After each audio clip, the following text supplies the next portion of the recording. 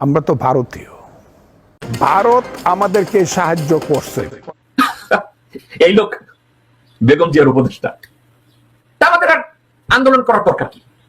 আমাদের আর দেশ গড়ার দরকার কি? আমাদের আর কোনো কিছু করার দরকার কি? বিএনপি যদি এই কথা, ভারত আমাদেরকে সাহায্য করছে। ইস্তেমার মাঠ জঙ্গিদের একটা কারখানা।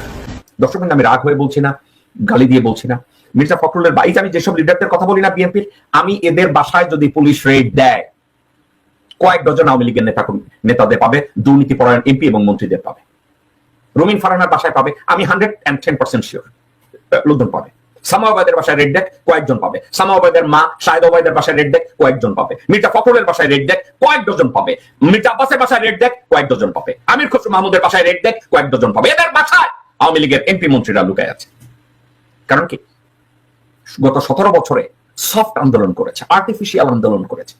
এখন একজন আছে না ফজলু মাথাভাঙ্গা, কথায় কথা বলে না, এই ফজলু মাথাভাঙ্গা মাঝে মাঝে আপনাদেরকে বলে, দেখেন এই বুড়ো হাবড়া, আমরা তো ভারতীয়, ভারত আমাদেরকে সাহায্য করছে। বুঝেছেন? আমরা তো ভারতীয়। আবার শুনে, আমরা তো ভারতীয়। তারেক রহমান, বেগম জিয়া, আপনারা কি এটা শুনতে পাচ্ছেন? আমরা তো ভারতীয়। আমাদের আর আন্দোলন করার দরকার কি? আমাদের আর দেশ গড়ার দরকার কি?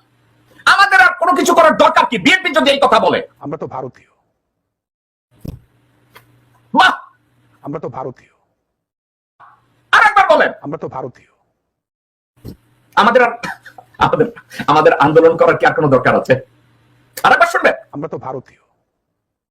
এবং এই কথাটা কত উজাড় ভাবে মন, আমরা তো ভারতীয়।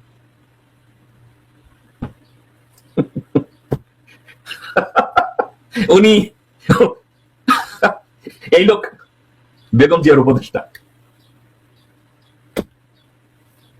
এই লোক বেগম জিয়ার উপদেষ্টা এবং এই লোকের তারেক রহমান রাত 3টায় কল করে।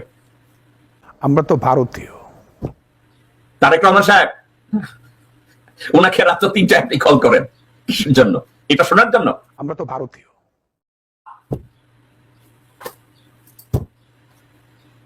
একে যদি কেউ রাস্তার মধ্যে পায়, জুতা দিয়ে 10টা গুইনা গুইনা বাড়ি দেয়, এক একটা বাড়ির জন্য আমি 1 লক্ষ টাকা দেব। যদি কোন মানুষ তাকে একটা একটা করে বাড়ি, যতবার বলবে আমরা তো ভারতীয়।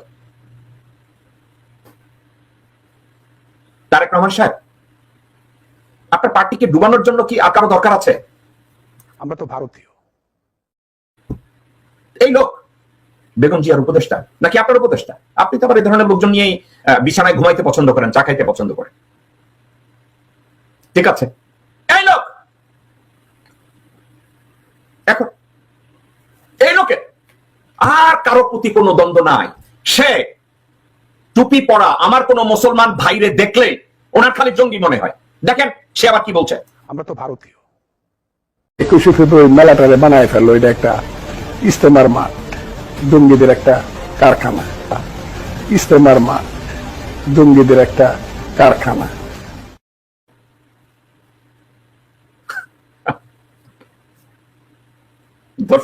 দর্শক বৃন্দ, 21শে ফেব্রুয়ারি যে বই মেলা, ওটাকে নাকি কি বানাইছে আবার একটু শুনেন। 21শে ফেব্রুয়ারি মেলাটারে বানায় ফেললো, এটা একটা ইস্তেমার মাঠ জঙ্গিদের একটা কারখানা। ইস্তেমার মাঠ জঙ্গিদের একটা কারখানা। দর্শকবৃন্দ, কোন সুস্থ মানসিকভাবে একজন মানুষের যার প্রজ্ঞা আছে, যার চরিত্র আছে, যার দূরদৃষ্টি আছে, সে ধরনের একজন মানুষ 21শের বই মেলায় ওখানে যদি আমার মুসলমান ভাইরা টুপি পরে ওখানে যায়, ওটা দেখতে তাইলে ইস্তেমার মাঠ হয়ে যাবে। আর যদি হয় ইস্তেমার মাঠ, সেখানে উনি ভুলটা কি দেখে? আমি খুশি হব মাদ্রাসার ভাইরা যদি ওখানে যায় গিয়ে বই পড়ে। What is the issue? ওটা জঙ্গির একটা কেন হবে? যে বই মেলার একটা দৃশ্য আপনারা দেখুন। ডক্টর ইউনূস যখন ছদ্মবেশে বই মেলায় আসে, তখন সাধারণ মানুষের ভিড় অন্যরকম, সবাই হতবাক হয়ে গেছে তাকে দেখে।